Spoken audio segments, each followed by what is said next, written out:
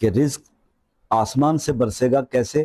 آپ نے صبح کے ٹائم پہ فجر کی نماز کے بعد ایک تو یہ کرنا ہے کہ سورہ بقرہ کی ایک آیت 163 یہ آپ نے پڑھنا ہے 33 بار، الہکم الہ واحد لا الہ الا هو الرحمن الرحیم، 33 بار۔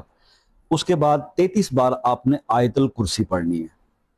ایک عمل یہ ہو گیا فجر کی نماز کے بعد، اول آخر آپ اس کے 3 بار درود شریف پڑھیں گے۔ اور دوسرا یہ کام کرنا ہے کہ جب ظہر کی نماز ہو جائے تو ظہر اور عصر کے درمیانی وقت کے اندر آپ نے اللہ کے 4 ناموں کی تسبیح کرنی ہے، جس میں آپ نے پڑھنا ہے یا رحمانو، یا رحیمو، یا حیو، یا قیوم۔